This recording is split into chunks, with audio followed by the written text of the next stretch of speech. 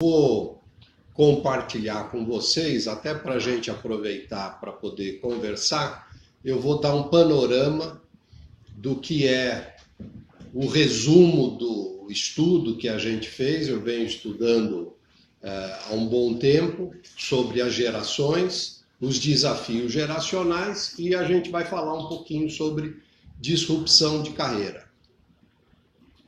Tudo começou praticamente em 2009, quando eu estava na Campus Party, né? O Marco falou bem, né? O tiozão aqui estava lá no meio da garotada, mas fazia parte do processo de eu estar mais próximo e respirar a questão da inovação e para onde o mundo está indo. Essa tem sido a minha vocação, meu chamado ultimamente, né? Trabalhar a inovação, trabalhar a interpretação do tempo que a gente está vivendo, tanto no presente como as tendências do futuro. E foi lá que eu ouvi pela primeira vez a questão dos nativos digitais. Era um convidado do exterior e ele falou: olha, somos imigrantes e somos nativos digitais, temos os imigrantes e os nativos digitais. Daí eu fui pesquisar mais, daí eu falei, ninguém tá esclarecendo isso, a gente precisa ir mais fundo. Eu fiz um meme, usei o vídeo do Hitler, esse meme circulou por aí sem eu estar sabendo, quer dizer, depois que caiu na mão, né? Então, e o Hitler falava, pô, eu nem vou poder participar do Twitter, né? Essa molecada, o que eles estão fazendo? Então, com isso, eu acabei trabalhando a questão de entender as nossas gerações por causa do contexto da cultura, da sociedade e da história. Então, eu peguei 2.800 biografias, por ano de nascimento, fui buscar os padrões, fui buscar os atrelamentos na história, o chamado Zeitgeist, quer dizer, o espírito do tempo de cada época, e aí eu trabalhei 16 gerações, desde 1683. Porque não adianta, se eu for pegar, por exemplo, os Estados Unidos, tem o Baby Boomer, mas qual que é a geração antes do Baby Boomer? É a geração silenciosa. Qual é a geração antes da silenciosa? Então, cada um das análises de geração, elas acabam procurando identificar os grupos etários e transformar isso numa geração, procurando entender a sua persona, procurando entender as suas características, sem entrar numas de horóscopo, que é o que mais se tem aí. Numa conversa com um amigo, ele falou assim, nossa, você vai ganhar muito dinheiro com marketing, porque você é meu filho. Uma geração com 20 anos de intervalo não vai servir. O que você pode aprender com essa geração não vai ser tão eficaz quanto as ferramentas de banco de dados, de marketing de resposta que você tem hoje no mercado. Então não adianta só você entender de gerações, você tem que também usar outras coisas. Mas por que é importante gerações? É importante para você entender a sua própria geração, o seu próprio enquadramento com outras gerações, principalmente no mesmo ambiente de trabalho. E é importante que a gente meio que rechace essa denominação americana, porque ela nos confunde. E eu já tenho levantado essa bandeira, vou uma hora fazer uma apresentação extensiva sobre isso, que os próprios americanos, eles acabam confundindo o que é geracional, o que é tendência.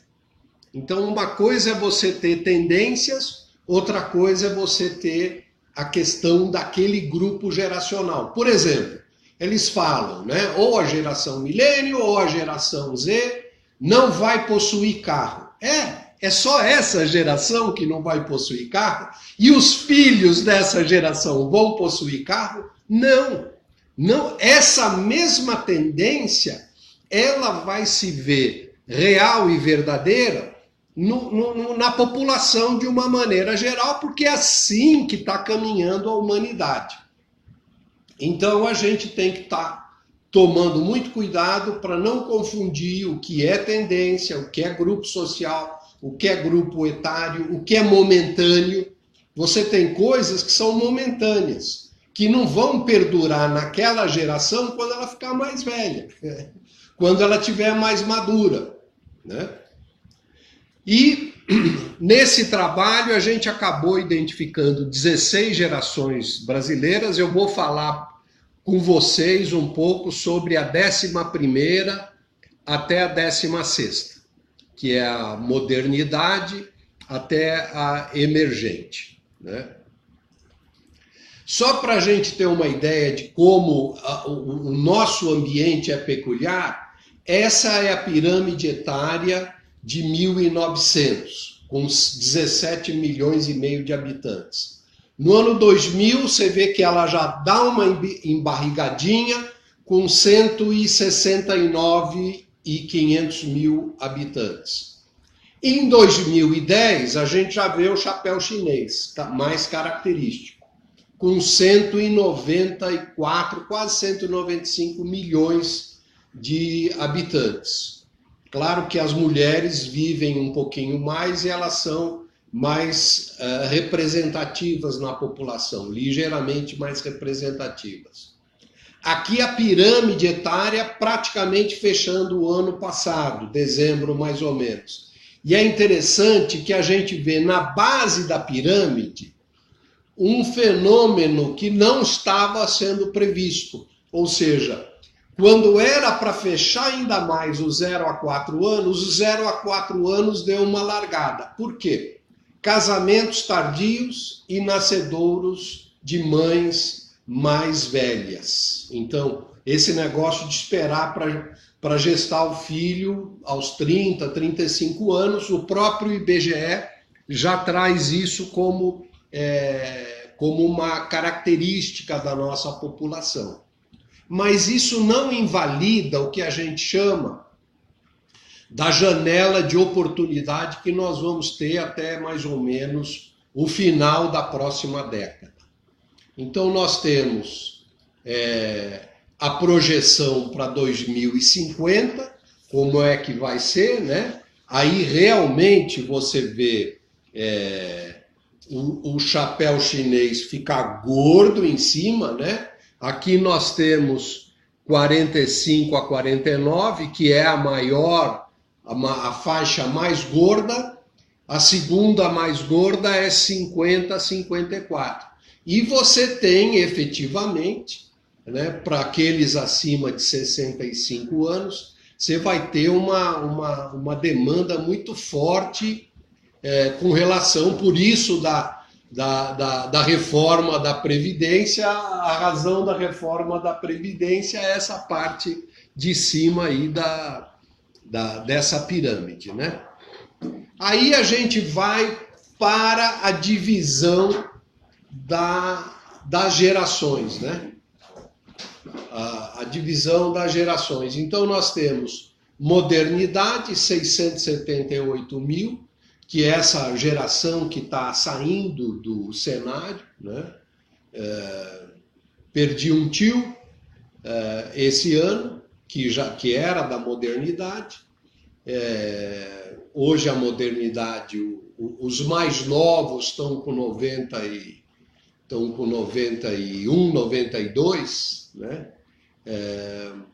Então realmente você está perdendo a participação dessa geração. Os revolucionados, que até recentemente dominavam o pedaço, né? Alguns começaram a ser presos e foi diminuindo a atividade deles, mas você tem muitos revolucionados. É uma piada, óbvio, né? A política foi dominada pelos revolucionados. Eu vou mostrar depois alguns dos exemplos, né? Nós temos a Bossa Nova, 33 milhões. Nós temos os caras pintadas, 53,6 milhões. E os globalizados, que é a maior geração que vai passar na nossa história. Nós não vamos ter uma geração com tanta participação como a geração globalizados. Em algum lugar eu vou mostrar no 1 a 1, mas eu talvez não tenha a tabela que mostre a faixa, a clivagem, né, o intervalo de nascimento. Então é assim, modernidade é de 0,4, de 0,5 a 27, revolucionados é de 28 a 47, bossa nova é de 48 a 66, caras pintadas é de 67 a 84, globalizados é de 84 a 2006. Então quem tem entre 12... vai fazer 13, e 33 para 34 anos é da geração globalizados. E os emergentes ainda está em formação, tanto é que eu mostro aí, deve chegar a uns 70 milhões, talvez um pouquinho menos. Ele deve levar em conta os nascimentos até 2028, então 2007 até 2028. E aqui a gente explica como que se divide e como realmente a gente tem um desequilíbrio muito grande. Quer dizer, quem nasceu de 66 até do começo do século até 66, século passado, né? Hoje representa 21,7% da população, são 45 milhões. Em compensação, os de 84, os de 34 vão fazer 35 anos, até os de 0 anos. Então, de 0 até 35, representa 163, 163 milhões. E de 35, 36 até 100 e lá vai alguma coisinha, representa 45 milhões, dá 21,7% da população. Então existe um desequilíbrio aí, no sentido, não um desequilíbrio de problema, mas no sentido da gente não poder olhar todo mundo com os mesmos olhos. É importante que a gente olhe as faixas etárias e entenda o peso que cada faixa etária tem, cada coorte, que são grupos geracionais por faixa etária, e a própria geração, cada uma dessas gerações. Então aí está, modernidade 0527, revolucionados 2847, bossa nova 4866, caras pintadas 6784, globalizados 85 2006 e emergentes 2007, provavelmente até 2028. Quem são os representantes? Então nós temos da modernidade, a maioria já nos deixou, né? Dercy, Geisel, Tancredo, Dom Helder Câmara, Irmã Dulce, Lina Bobardi, Ulisses Guimarães. Então vários presidentes compõem a geração, e as eminências pardas, né? Os que não chegaram a ser presidentes estiveram lá perto do poder, né? Ulisses Guimarães, Leonel Brizola, são dois exemplos. E você tem Clarice Lispector, e você tem dessa geração dois que, graças a Deus, estão conosco ainda, a Lígia Fagundes Telles, né? e o Rubem Fonseca. Já na geração revolucionados, você tem vários participantes do governo. A geração revolucionados, até 31 de dezembro, dominou por 34 anos o cenário político. Então você tem os presidentes com uma ligeira exceção, e ele foi empichado, que é o Collor. Mas o Collor nasceu em 49. Será que ele não era um cara precoce? Será que ele não pode ser considerado da geração revolucionária? Porque não é porque o cara nasceu 31 de dezembro, às 11h30 50 da noite, que ele é de uma geração. E o que nasceu dia 1º de janeiro, né, de madrugada, ele é da outra. Não é uma linha rigorosa, né? É o parâmetro que a gente define, né? Então, você tem a Dilma, o Lula, Michel Temer, você tem o Fernando Henrique, o José Sarney e o Itamar Franco.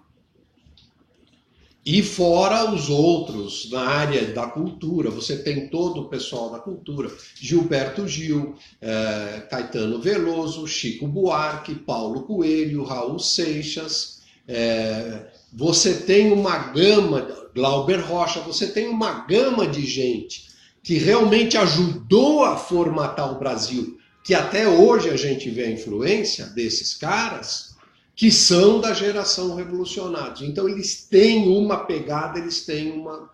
Daí você vai para a geração Bossa Nova, né? Você tem o Sérgio Vieira de Mello, estava ouvindo um testemunhal numa palestra do TED, sensacional, é um herói brasileiro, a gente pouco lembra dele. Importante isso. Daí você tem o pessoal do STF, você tem o Fernando Collor de Mello, Nelson Piquet, Geraldo Alckmin, e tem os caras lá, o Renan Calheiros, Aécio Neves, Marina, Gleisi Hoffmann, falei o Aécio Neves, né? Depois tem os caras do STF, né? Gilmar, a Ellen Grace, que saiu, a Rosa, Maria Rosa, a Carmen Lúcia, né? Nós temos hoje, dos 11, nós temos 7 nós temos 7 bossa nova, 2 revolucionados e 2 caras pintadas. Os 2 caras pintadas é o Toffoli e o Alexandre de Moraes. E os 2 revolucionados são o Decano e o segundo mais velho, que é o também Melo. Os 2 Melos são os da geração anterior. Os outros 7 são todos da geração Bossa Nova. Lindbergh Farias foi pintado também. Agora a gente vai ver os exemplos dos caras pintadas. Então aí você tem Lindbergh Faria, Luciano Huck, né? Marcelo Odebrecht, Sérgio Fernando Moro, Gisele, Fernanda Young, Rodrigo Maia e assim, e o Davi Alcolumbre, né? Que está se destacando esse ano. Depois você tem os globalizados. Alguns nomes a gente não conhece, mas já está despontando aí, né? Você tem a Marta, você tem o Duvivier, tem o Zé Aldo, Fiuk, Luan Santana, Neymar, Gabriel Medina, a Anitta. O René Silva é um cara pouco conhecido, mas ele é o cara que faz lá no Morro do Alemão um jornalzinho chamado A Voz do Alemão. Ele já foi premiado, já viajou umas 10 vezes para receber prêmio, para falar no exterior. Andréa Sadi, Nina Capello, Sofia Abraão, Kéfera, Bruna Marquezine e a famosa Maísa, a menina que desafia o Silvio Santos. Então esses são os grupos geracionais, tá? Eu só estou fazendo esse panorama, daí a gente pode trabalhar um pouquinho mais na conversa, daí a gente abre para a conversa. Vocês monitoram se os 1000 e poucos assistentes ao vivo no Facebook fizerem perguntas, né? É mais poucos do que 1000, né? Então a gente vê muito frequente esses descritivos em artigos traduzidos, um pessoal que é conteudista. É muito fácil você ser conteudista, você pesquisa um tema, você faz um apanhado, um pupurri de conceitos e você joga. Depois a turma reclama da fake news, reclama que a gente não está entendendo o mundo que a gente está, porque fica esse festival de bobagem sendo publicado em diferentes sites, porque os sites precisam captar a sua atenção, precisam manter os globos oculares lendo as matérias. Então, vocês já devem ter lido aí, né? Só por existir acham que merece o mundo, não sabem lidar com frustrações, são frágeis e imaturos, a adolescência está ampliada, não aceitam qualquer trabalho. Algumas coisas têm fundo de verdade, mas isso não explica o jovem. É perigoso. Você estigmatiza. Essa semana, Pondé escreveu na coluna dele, né, uma geração perdida. Daí eu peguei e já coloquei, gente, tem uma geração perdida. Trate de achar essa geração porque elas detêm o futuro. E sem elas nós estamos ferrados, porque nós não vamos ter o futuro, né? Então, são desvirtualizações dessas gerações mais novas, platitudes, clichês, chavões, né? Expressões pejorativas. No fundo, a gente está estigmatizando o jovem e não está tirando. Tem um amigo que vai dar aula, não é universidade de ponta, e não é uma mensalidade forte. E ele fala, eu não quero dar naquela universidade mais de elite, porque eu vou pegar jovens que têm essa influência, filhinho de papai, mimado, protegido, isso tem, mas não é uma geração, é parte dessa geração que por culpa de pais acabaram estragando, né? Acabaram cuidando demais, o chamado pais helicópteros, né? Mas já esse meu amigo que vai dar aula numa outra universidade, ele fala assim, é com essa molecada que eu quero trabalhar. Porque o cara vai com dificuldade, ele chega lá, ele trabalhou e ele quer aprender, ele quer melhorar, ele quer subir no emprego dele. Então, você tem uma característica que é muito mais de jovens de classe média, média alta, do que o jovem de uma maneira geral. Naqueles 74 milhões de globalizados, quantos representam filhos de classe média, média alta ou alta? Né? Menos de 10%, menos de 12%. Então, nós temos que tomar cuidado com esse tipo de estigma. Vou voltar lá. Com esse tipo de estigma. Né? Agora, o que eu fiz? Eu fiz um apanhado dessas 4 gerações para a gente poder acompanhar um pouco realmente o que diferencia uma da outra. Tem diferenças? Tem. Essas diferenças servem para fazer estratégia? Em parte. Ela ajuda a gente muito mais a entender, porque uma estratégia, você não pode montar uma estratégia em cima de generalidades. É importante você criar cenários em função dessas tendências. Então, por exemplo, revolucionados, né? Clima de insegurança, conflitos ideológicos, foram protagonistas.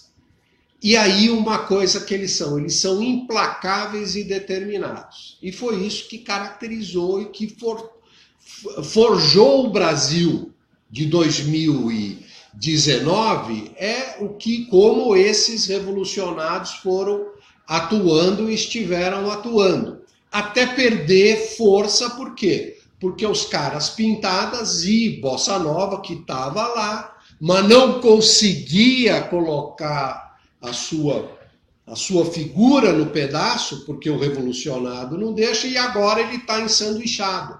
Por quê? Porque os caras pintadas estão vindo. Então você tem na Bossa Nova um ritmo mais leve e solto, um tipo de nostalgia e encanto, quase como uma fuga, né?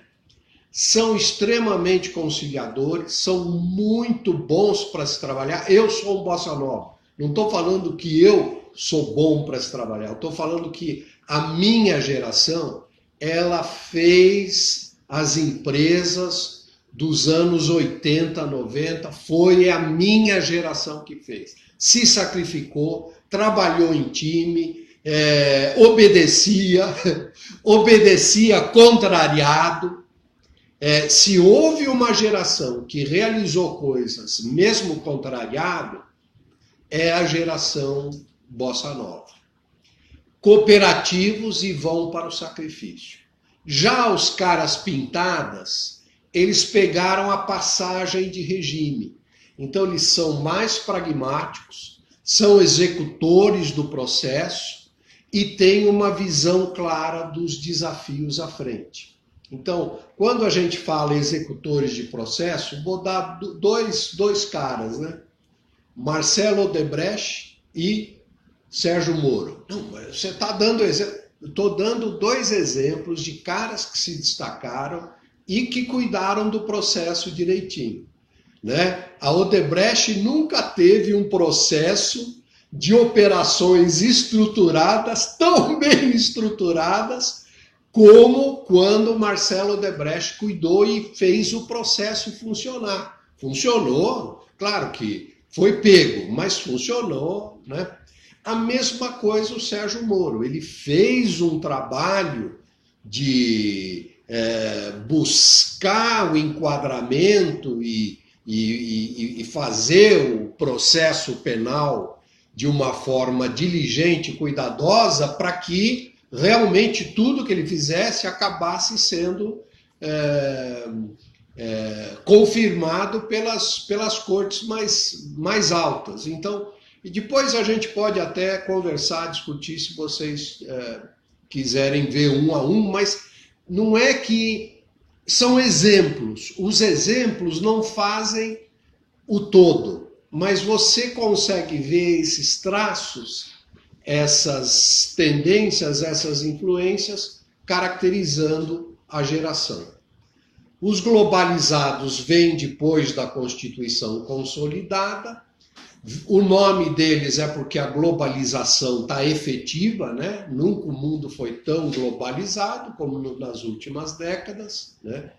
Eles idealizam o futuro e a agenda deles é uma agenda de construção. Então eles têm um idealismo, não é o idealismo no sentido ideológico, eles têm uma visão de futuro que é uma visão preocupante e que eles vão colocar isso a bom termo. Então, eles vão ajudar nessa construção. Não quero entrar em detalhes, no sentido de que tem muito material para eu compartilhar com vocês, material já escrito. Eu tenho o livro pronto, mas ainda não publicado. Eu estou vendo caminhos alternativos para que o conteúdo, aquilo que tem lá, possa ir para a mão do público de uma forma geral. As editoras estão vivendo um momento de muita crise, com as livrarias ou fechando ou em recuperação judicial. Mas eu tenho feito alguns trabalhos derivados e eu estou muito presente no YouTube compartilhando, no próprio Facebook compartilhando. Então, eu vou passar agora só para essa parte da integração das gerações e daí a gente vai trabalhar um pouco a questão da disrupção de carreira e como isso pega cada uma das gerações. Então, o primeiro desafio é a integração das gerações. Então, de um lado, você tem as gerações mais velhas, que têm a liderança, que têm a experiência, e eles têm, essa geração, essas duas gerações, têm algumas características, que é a maturidade, né, o pensamento linear, acomodados, conservadores, trabalham pela estabilidade, têm uma experiência, têm uma visão forte do passado e gostam de operar by the book, né? Você tem na equipe, normalmente, da sua empresa, os caras pintadas e os globalizados, que são rápidos, mas são não lineares, eles são os caras das recusas, eles não aceitam facilmente, são os caras do avanço, da adaptabilidade, da inocência, da projeção do futuro, são os caras que hackeiam. E aí a gente pode fazer um exercício, é o mesmo slide, só que eu coloquei de 1 a 8. Então pega, por exemplo, maturidade e escolhe um número. Que número você escolheria? Para fazer a integração, para fazer o casamento, para fazer a dupla. Pode escolher qualquer uma. 5, tá? Maturidade e adaptabilidade, né? Linear cartesiano, não pega o antagônico, não casa o 2 com 2, mas casa o 2 com 1. Se você tiver um linear cartesiano com rapidez, você vai ter um cartesiano mal feito. De repente, vai se tornar não linear. Então, esse é um exercício que a gente pode fazer. Eu até por causa do tempo, eu vou mostrar o que eu fiz, né? Eu não fiz adaptabilidade, eu fiz recusa. Então, maturidade e recusa, linear, projeção do futuro, acomodação, rapidez, conservadorismo, adaptabilidade, estabilidade e avanço, assim por diante. Então, na verdade, na integração, nós temos um momento sinérgico muito, muito forte. Você pega alguns ponteiros da geração, caras pintadas, né, os mais novos, né, e você pega a bossa nova com os mais velhos dos caras pintadas, junta com os jovens, que são os caras pintadas mais novos, que nasceram mais tardiamente, com os globalizados, você vai ter uma mistura muito, muito legal. Por isso que muitas empresas já descobriram que os jovens recebem o futuro mais rápido.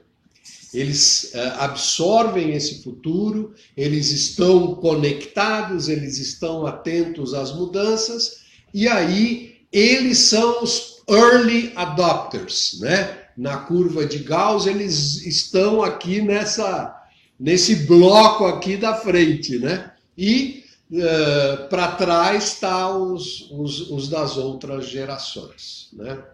Alguns insights do futuro, né? Não chovia quando Noé começou a fazer a arca. Quer dizer, algumas coisas a gente tem que começar a tomar providência a partir de já, né? Vou dar uma dica para vocês que ajuda muito a gente a aprender. Se você consegue entender o inglês, está saindo um candidato pelo Partido Democrata, que é um chinês, chamado Andrew Yang. E ele não tem nada a ver com o Suplicy, mas a plataforma básica dele é a renda básica universal.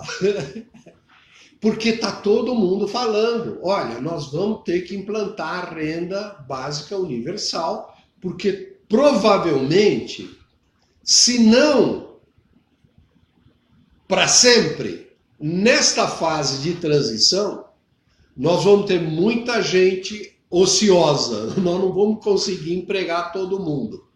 Por quê? Porque tem adaptação, porque tem que ter desenvolvimento, tem que ter capacitação, e é por isso que, junto com a compreensão das gerações, eu estou enfatizando muito, gente, nós precisamos estar atentos para essa questão da disrupção de carreira. Porque na Previdência. Então, você tem já, quer dizer, uma preocupação, fazer a reforma da Previdência, garantir um rendimento em função da sua aposentadoria. Mas você vai estar bem de saúde, você vai querer continuar trabalhando. Então, nós vamos ter que ter uma adaptação muito, muito forte, e a disrupção de carreira é uma bandeira mesmo, né? Algumas coisas que a gente já está cansado de ouvir, né? Tudo que pode ser digitalizado será, Emprego, que são funções, vai desaparecer, trabalho vai ter mais a ver com criação, e as humanidades é o que vai realmente sobreviver. É um campo que a gente tem que compreender, né?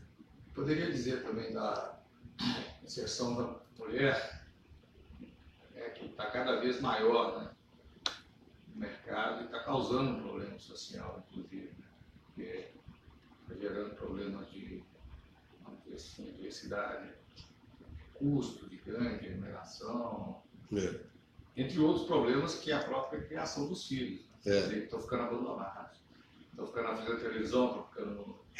Assim, a maioria das famílias se adaptou. Eu tenho perto de mim, no meu círculo, entre amigos e familiares, eu tenho casais, eu vejo casais onde a principal remuneração vem da mulher. E eles conseguem conciliar essa questão de maternidade, a questão de ter filhos. Tem filhos mais tardiamente, como o IBGE já apontou, e tem menos filhos. Então isso está ajustando. Agora, é uma coisa assim, mais do que clara, mais do que patente, que as mulheres, ao entrarem no mercado de trabalho, ajudaram a fazer uma revolução simplesmente espetacular. Porque a contribuição... Porque um ambiente... Se hoje você olha para uma empresa que tem muito homem, você fica desconfiado. Alguma coisa vai sair errado. Eu não me lembro, eu sei que eu tive, pelo menos numas 2 ocasiões, que eu fui conversar com o dono da empresa e eu falei, tá faltando um toque feminino nessa empresa. Essa empresa é o passado. Por quê? Porque não tinha toque feminino. Então esse lado feminino, que não é só da beleza, da leveza do ambiente, mas do detalhe, tem uma série de características que esse ambiente acaba ajudando. Deixa eu colocar esse slide da disrupção de carreira e daí a gente pode trabalhar um pouquinho, conversar um pouco também sobre humanidades. Então, de um lado você tem rotinas eliminadas, intermediação cortada. Vocês já ouviram falar do Ronald Coase? Não é o Ronald Golias. Ronald Coase. Já ouviram falar? Ele foi prêmio Nobel da Economia, se não me engano, de 99 ou 98. Ele escreveu um paper em 1939 chamado A Natureza da Firma. Era no início da estruturação da doutrina da administração, né? Do organograma, da racionalização do trabalho, Taylor, né? Fayol, assim por diante. E ele falou, a natureza da firma é importante por causa da intermediação. E ele veio ganhar prêmio Nobel quase 60 anos depois desse paper, mas por outras contribuições que ele acabou dando. Mas hoje ele faleceu recentemente, mas ele ficaria abismado de ver como a intermediação está proporcionando oportunidades fantásticas para todo mundo e, ao mesmo tempo, eliminando empresas e empregos. Sim. Não, é que similar a isso aí está surgindo agora a teoria do Marcelo Gleisi, né? Brasileiro aí que ganhou um prêmio. Estados Unidos, né? Que inclusive traz essa questão da espiritualidade, né? Com a ciência, né? Uma dimensão que essa geração que está surgindo aí também está com a inteligência artificial, todo um contexto que leva você a ver como que Deus está agindo, né? E faz a gente questionar, faz a gente refletir, né? Então, aonde vai estar o meu lugar, né? A inteligência artificial vai ocupar o lugar da liderança, vai ocupar o lugar de Deus, né? O lugar da definição, né? A ciência, né? Nos transformar em robôs, né? Você entra no Uber hoje, você vira robô. Eu tenho um slide que em apresentações mais longas eu coloco uma autoescola e eu coloco a placa vende-se. Alguém está a fim de comprar, né? É o negócio do futuro, né? É uma brincadeirinha, nada contra a autoescola de hoje, mas a gente sabe que vai ser muito difícil hoje com o Uber, com as facilidades e com provável possibilidade de você ter o carro autônomo, né? Quer dizer, por que você vai aprender a dirigir?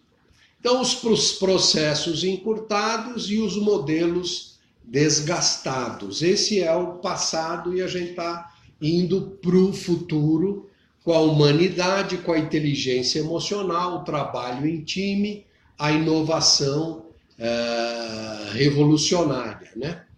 No passado, e a gente tem o grupo de trabalho, né? Então nós temos grupo de trabalho, a gente aprende numa classe, então a gente faz tudo em grupo, o aprendizado é em grupo. Daí depois você vai para o trabalho, você tem o seu local, era no passado, ou era o seu cubículo, né? Ou era a sua sala, você trabalhava quase que sozinho.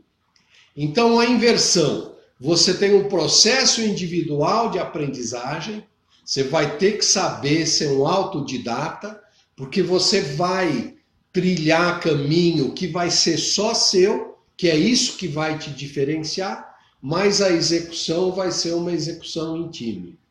Hoje eu estava conversando no LinkedIn com o Cadu Lemos, que faz esse Pit Stop Experience, né? E eu falei, vou usar a sua foto do seu time em trabalho. Quer dizer, tá ele aqui no cantinho, né? Fazendo a equipe trabalhar, ele faz uma dinâmica que as equipes concorrem entre si para fazer a troca de pneu.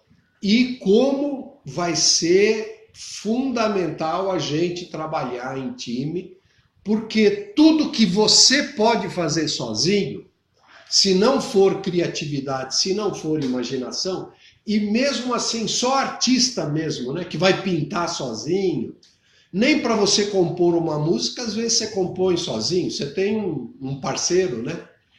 Mas, ou você vai fazer uma apresentação, você faz com outras pessoas. É muito difícil, mesmo na criatividade e na imaginação, você estar 100% sozinho. Agora, tudo que vai ser absorvido pela inteligência artificial e pela robotização são atividades que a gente faz sozinho. Então você tem que estar esperto aí, né? Quem consegue trabalhar em time, quem consegue trabalhar em grupo, vai ser muito bem, né? Então, aqui tem algumas palavras, né, da humanidade, né? Ética, persuasão, bondade, criatividade, empatia, amor, compaixão. Enfim, todos esses termos, né? Fé, sonho, insight, erros, disciplina, mistério, self, mansidão, crenças, paciência. Tem mais, essa lista não para, mas é isso que vai valorizar e é isso que a gente vai precisar tentar encaixar em termos são os meus talentos, são as minhas competências de humanidades que vai ser demandado nos trabalhos no futuro. Então, essa é a puxada, a demanda para a gente fazer a disrupção de carreira, né? Antes da gente passar para as perguntas, se vocês quiserem, eu não sei quanto tempo nós temos aí, já estamos com 45 minutos? Não, eu já tenho 40. 40 minutos já de... Não, mas você já tem umas 40, pode tranquilo. Tá. Queria finalizar dizendo que eu tenho esse derivado da obra maior, que é o Guia Definitivo das Gerações, né? Ele é todo colorido, eu não fiz ainda a versão impressa, mas eu devo fazer nas próximas semanas. Vou, obviamente, disponibilizar para quem quiser vendendo, mas quem quiser comprar o PDF, quem quiser obter o PDF é grátis, não precisa comprar. Ou ler na internet, porque tem alguns recursos de página dupla, né? Mas você pode solicitar no nosso site www.faustini.com.br e aí está o meu e-mail, se vocês quiserem